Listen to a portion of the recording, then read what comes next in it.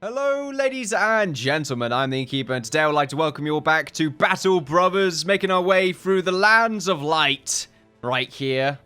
We're about to go into the Hoggart's lair, so that we can take revenge on our previous camp, or our previous raiders. Oh, unfortunately we have some brigand hunters right here.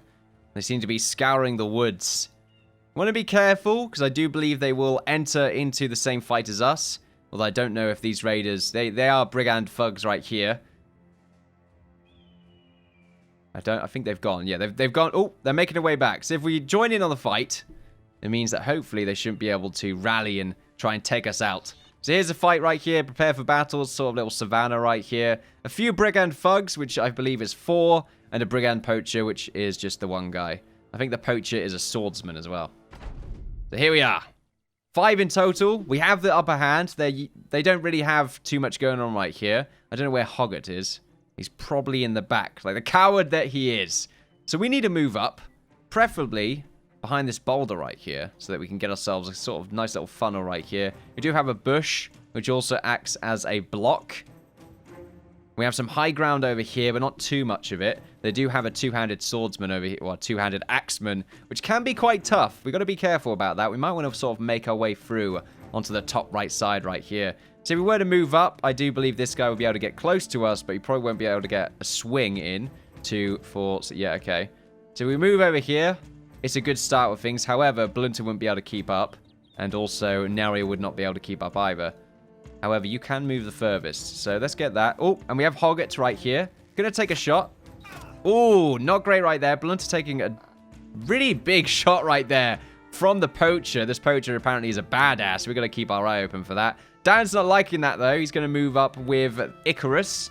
And hopefully this lot right here will try and take their place. Meanwhile, Blunter, you're going to move him a little bit further behind. Get behind Dan right there to keep yourself in a much safer position. Hoggart's going to move on to that high ground right next to the tree. And it looks like they're all going to stand their ground a little bit. The spear wall right there, really showing how adamant they are in staying where they are. Okay, well, that's not really going to help them too much, especially with Neria coming up to get as close as they can to that thug on the next turn. In fact, if you move up over here, it means you're probably not going to be able to get a shot off next turn, which means hanging out behind that boulder might be the best choice of action. He might move up. It's a possibility. Moving up with a group might just be a good idea. I think that's what I'm going to do. Play it safe. This archer's going to be able to take a few pot shots against us. But I feel pretty confident in our positioning right now. And then we have Usk, who we could probably get him right here. Did I say, yeah, Neria, Usk, yeah, okay. I thought maybe I got their names mixed up, but it's fine. So they've all waited on their turns, and they're still not doing anything. They're standing their ground, all huddled up like a bunch of cowards. Right, here we are. So whose turn is it next? It's got the archer's turn next. I kind of like the idea of making Icarus a more vulnerable target for that archer. So maybe moving up just past this bush right here and then putting our shield up. This will increase our ranged and melee defense and also granting us an additional defense bonus based on how many shield walls there are adjacent to a shield wall. So yeah, put our shield up. We're also going to get Blunter just behind the bush, which is going to block the line of sight from this poacher. The poacher is probably going to try and prioritize Blunter because he's already low on health. Neria is also going to move up. He's going to get pretty close. You know what? He doesn't have to get pretty close. He could just stand right behind Icarus and we could slowly move up. Fantastic. And miss. It looks like he did try to go for Icarus. A failed attempt right there, I like to say. Whose turn is it next? Okay, we got my turn next, which means I can move up next to Neria and put my shield wall up. Okay, cool. Gonna move up. And then I'm going to go over here and put my shield wall up. It's not always a good idea to use shield wall. In fact, using it right there was questionable, but I didn't want them to really move up against us. Now we have Usk. I think we should move you here. I can move you down by 1, in fact, and that will prepare you for next turn. Let's do that. Let's move you down by 1. It's a little bit scary to do that. We're going to move Blunter over here. It's scary because it sort of put him in a bit of a vulnerable position against the rest of these guys. But that's still far enough of a distance where they're not really going to be able to do much anyway. So here we are. Now we have Dan, the man. It's a bit of a vulnerable place to put Dan right here. I like the idea of just sort of moving him up 1 block and trying to protect our rear against the Hoggart right here. So we're going to move him up. We're going to skip his turn. Nelria, because he has the wall up right here, I like the idea of Nelria possibly moving down here to take out some of this slot. Yeah, because they're going to get a little bit closer. This archer's also going to be able to get a shot off next turn. So if we move you right here, let's also get Icarus to move up and pop his shield wall again. So it's a 4 for the shield wall. Hoggart still waiting patiently. And here we are. Probably going to take a shot on one of them. No, didn't. Still trying to go for Blunter by the looks of it.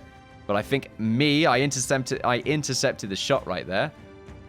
Blunter, still trying to keep him alive, really. I might add, experience is gained per characters, and they do gain perks from leveling up. So you can see their levels right there. These are the perks that they can choose once they level up. They get 1 perk point per level.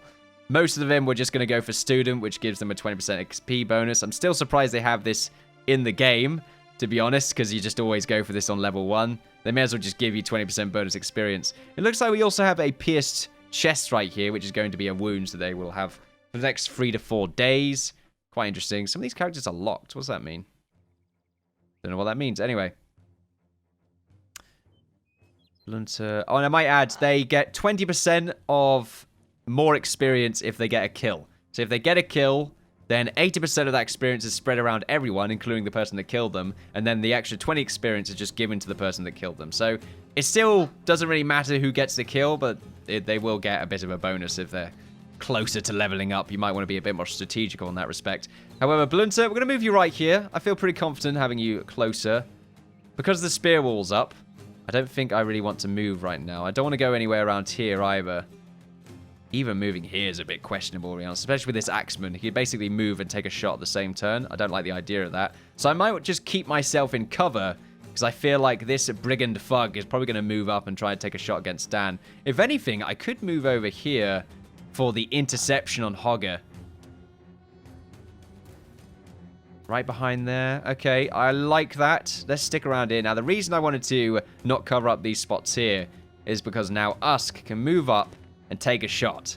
70% chance. I'd rather go for the person with the shield wall right now, or the spear wall even. Basically, if we move into their area of influence, they will be able to get a shot on us. If they successfully hit, it will push us back. If it's possible to push us back, it always will be, because we're moving in. I like the idea of trying to take you out first, but you do have a helmet. A weak one at that. But still a helmet. Not to mention, you're providing a sort of line of sight hindrance against this archer right here by having this wall guy being here. However, because we're going to have Icarus, or who is this? Can't remember your name now. This isn't Blunter, no. I think this is Dan. No, this is Dan. For some reason, I can't remember who this is. Anyway, we're going to go for you. A miss, unfortunately. Did move them up, though, but has put Usk in a bit of an unfavorable position. However, this has broken their lines a little bit. Who the hell are you? Nelria, there we go. Well, I've not said Nelria in a while now. I've just forgotten. I've not talked to him for a while either. All right, let's see. Where are you, Nelria? Where are you hiding behind that pitchfork? So many lies. Right, anyway. Let's see. If we move here, Hoggart's going to come over, and then we can get the flank on him. So moving down by 1. Not the world's worst idea. However, it does put us in a 2-shot range with that thug, and I don't want them to really have a chance to hit this turn. So we're just going to move you here, Dan, and you're going to be able to take a shot on this brigand thug right here. Nice. 64% chance. We nailed it. For some reason, Nelria can't shoot this turn. I'm curious why. All right, because I think we moved him on this turn as well. Right, I feel pretty confident with where we are right now. This thug's going to take 2 shots on Dan. And he has not yet moved. Okay, that's not the end of the world. Meanwhile, we should probably move... Oh, we can't. He's too low at the moment. So we're going to move me here. And you can't get a shot off there, can you? No, you can't. So we're going to move you here. There's Hoggart. That's caused a bit of a... He's wavering. Okay, maybe it's because he's around a leader. I don't know. It's quite interesting. We're going to move Blunt around the back here. Kind of want them to sort of move around in case this brigand thug with the two-handed axe right here moves up. There we go. He's moving. He's not doing anything else, though. He just moved by 1, which means next turn he's going to move by 1 and probably take a hit. Taking this thug out is a really big thing, because if they land the hit, they have the potential to behead us with the amount of damage that thing can do. We don't have very much HP on us right now. However, taking out this Fug before they can take a hit is also a pretty good idea. Or before they can hit us. Oh, didn't kill him. I still feel like it was a worthwhile endeavor, though. Ooh, still trying to get Blunter as well. The bastard. We could knock you back. Or we could just move up and shield wall. You can take a hit this... He can swing this turn, which is why I shouldn't really move at all. I don't really want to give them the swing. However, Usk is in immediate danger since his turn is right after. Which means he'll be able to get 2 stabs in. The spear doesn't do much damage, though. So I feel like we could probably take the risk here. 27% chance in the Hoggart right there. Or we can go for this Brigand Fug. Let's keep trying to wail on this Fug. Unfortunately, 2 misses. Very unlucky. However, we got returned a favor by having 2 misses on Usk. Pretty great. 70% chance. Let's take this bugger out. Damn it. 70% chance we failed. That's quite unlucky, really. Ooh, a little jab right there, or a little thud on the back of the head. I think we have a spear here, which isn't ideal. Although, no, apparently is ideal. You are surrounded, so we do get a bonus for that. Hoggart, let's get some jabs in. Okay, so he's got his shield up. Didn't notice that, actually. I did forget that he did put his shield up, which means we're just going to do damage on his shield. Not the end of the world. However, man, Jim, you're going to die if you take, like, 1 shot from this archer. So, just going to be careful right now. You're going to be able to hit next turn.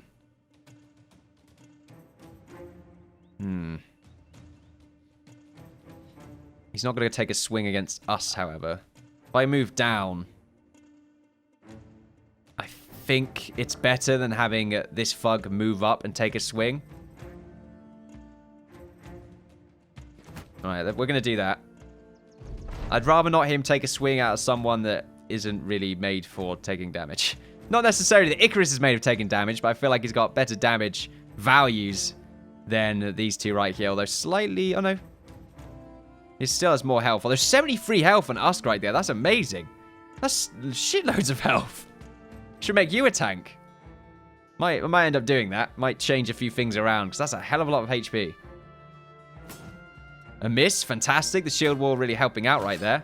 Ooh, Dan's taking a lot of damage. Very scary. We could even move Neria up to try and take this guy out before he kills Dan. Very unlucky. It's very unlikely that will happen. But I think it's the right course of action. Nice! Good job there, Neria. Fantastic blow to the head right there. I think we should try and kill the spear guy still. This axeman's quite strong. Terrifies me a little bit. Oh, 273s. Missed again. Not exactly been very lucky this round. Some more jabs right there. Loads of damage to Hoggart. 44. Do we want to push them away to save Dan? I think pushing him away might be alright, but he is surrounded, and we're not going to get that bonus back. We do have the archer next. 33. Let's go with the riposte. Oh. Oh. Okay. I think that went right between Usk's legs there. Little bit embarrassing, but I'm sure he's fine about it. Okay, 75 or 70%. We're not very good against this Fug. We're really not, but we should go for it again. Nearly killed him. Looks like his face melted off there. Bit terrifying. Alright, next round.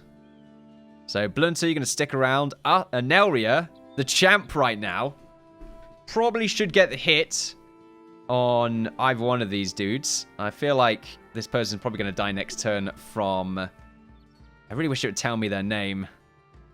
It's going to take me a while to remember everyone's name here. I think that's Icarus.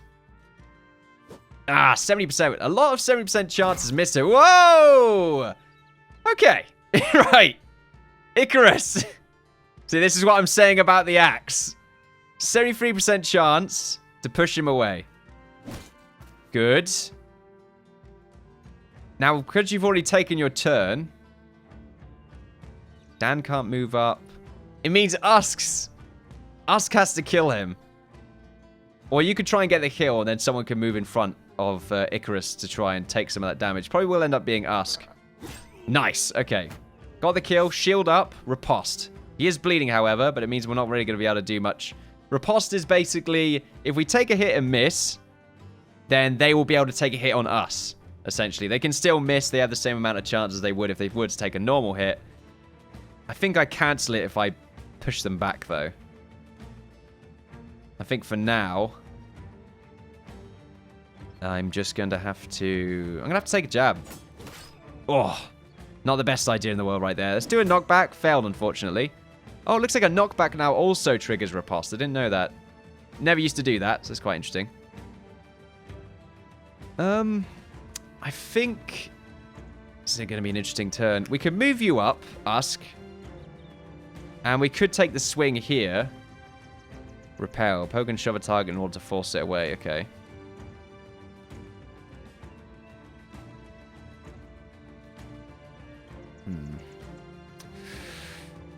It's an interesting decision to make because I can't remember if we have the ability to move someone in front of Icarus. I don't think we will, however, but I don't want to miss out on this shot either.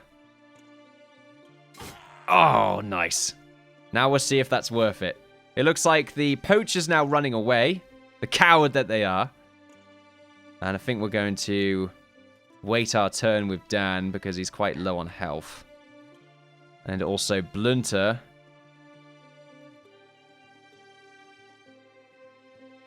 You're going to move up over here.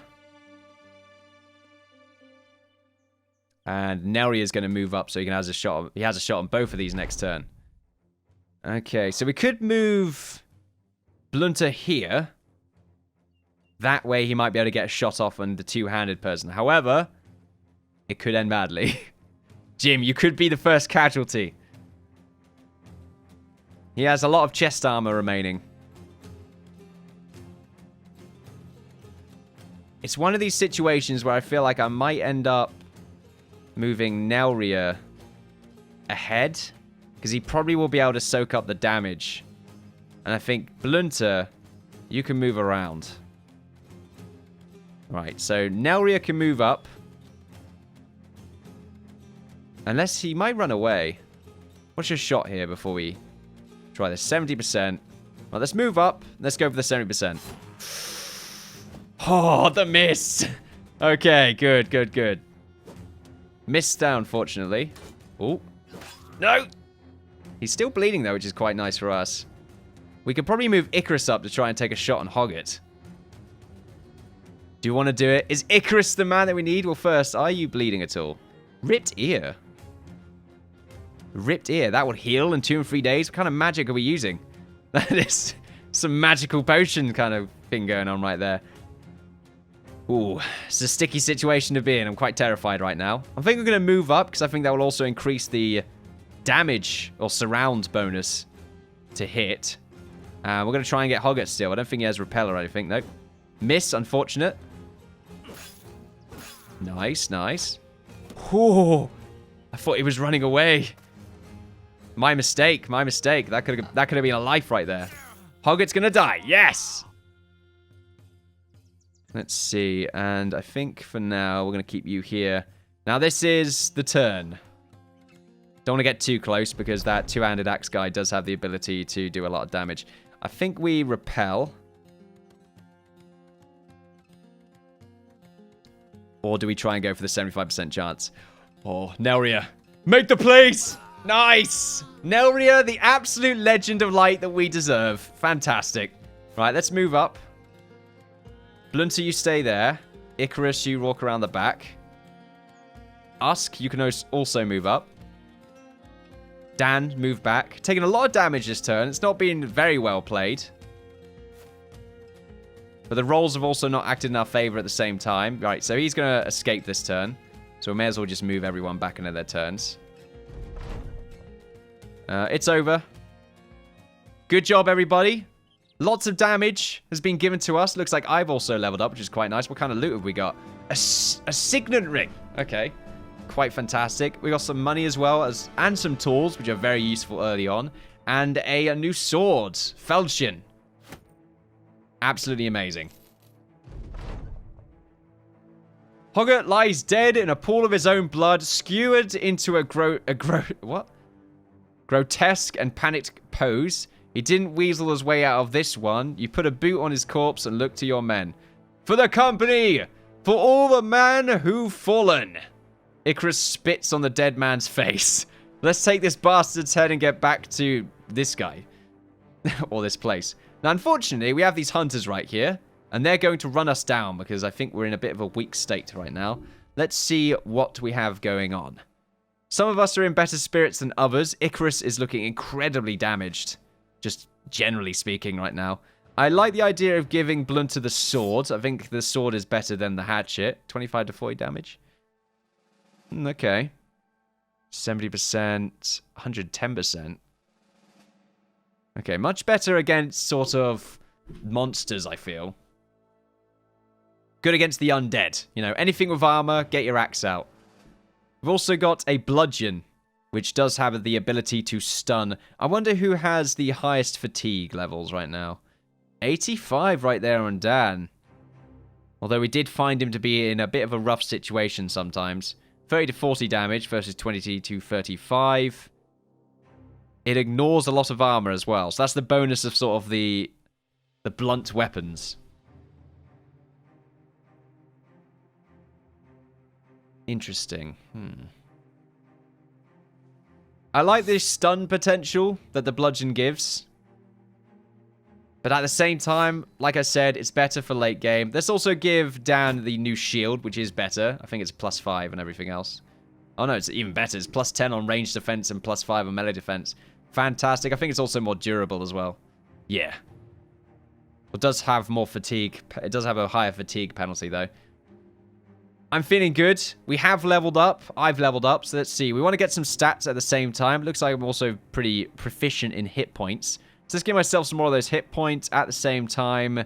Resolve at 40 is sort of what I try to go for. So anyone below 40 is not that great. I think when you start to get sort of higher up, anything below 50 or 60 ends up being a bit of a problem. We want to increase our defense, but we only have a 1 right there. So maybe maximum fatigue bonus is pretty good. Higher initiative. Because it's a +5 initiative, I'm going to go for that. And we also have 1 more upgrade point to spend. Melee skill? Range skill or range defense. +3 for range defense right there. I think we just go for the morale check. I usually make myself sort of a morale tank as a character. So I want to go for that because it is based on my own resolve. Let's also go for student. So this gives us 20% increased experience from battles. At the 11th character level, you gain an additional perk point, and this perk becomes inert. Makes it even better as a skill. Fantastic, right. So we're going to move around this mountain here. Because the brigand hunters right there, quite terrifying. Icarus joins your side. Got a moment, Captain? You nod at him to speak his mind. The battle has left some gear worse for wear and some men got... Okay, this is just basically saying... It's basically saying, oh yeah, we have to repair our items and heal our men. I think they are trying to follow us. I might add, these mountains also do provide a... sort of a higher visibility, as it were. It's a bit weird that I can get to the top of the mountain by just going over this little sort of clip. That's a bit of a sort of... A problem with the artistic design, as it were. They probably need to put a little bit more rocks around these areas. There we are. We've returned to the wizard, who's given us 400 crowns for our success. We had a good amount of drinks right there to celebrate our successes. And look at us, a bunch of badasses. We're ready to fight. Let's see who else there is available to hire. Ooh, who is that? A miner. A miner will be used to physical labor, but breathing the dusty air. Okay. Mining is tough work, the sort of job men like Leonhard flock to. After his own son lost his life in the mines, the man left the job forever. He probably doesn't have as much HP, and his fatigue is probably not that great, because he's probably been in the mines for a while. Probably. We also have a farmhand right here, who ends up... I think they end up having a good amount of HP. As cities grow and distance themselves from the hinterlands, citizens often forget to home their full bellies. Wait. Anyway, Gunther is a burly, sweat-sculpted farmhand, but poor harvests have driven him from the farms. Judging by his size, there must have been a lot of meat in the corn Gunther spent all of his life eating. Probably. We're gonna get Gunther. He sounds like a proper lad. A proper lad. We're gonna move everyone around here. We're gonna give you a shield and an axe. Oh, I think I just right-click. There we go. So Gunther, what do you have? Farmhand. Let's see. You have. Ah, okay. This character will turn tail on the first possible occasion. Better have an eye on him. We'll start combat at wavering morale. Is always content with being in reserve. So you'd be in the reserves right there, essentially. Interesting. You also are in good spirits, which is nice. Let's see what kind of loot we have in here as well. Preferably a new shield. Yep, fantastic. We're going to sell this stuff, including that ring. And those. Let's get some more food as well. May want to get ourselves some more tools, but I think we might be able to find some cheaper tools somewhere else. Let's see. A new hood would be useful, and probably another one of these thick tunics for that extra layer of armor. We can get these picks. They do a hell of a lot of damage against armor and also ignore it. But their abilities take up a huge amount of fatigue. It's also considered a blunt weapon, which is quite interesting. I mean, I guess it kind of is. Do we want to the hatchet? See what we got weapons-wise. I think weapons were okay. I'm just sort of trying to get rid of the bucklers. It's really right-click. Let's put that on you as well. I think I saw a hood in there we might need. I probably purchased it. I did. There we are. Put that on there. 40 versus 30. You know, okay. Put that back on me. Give that to Gunther.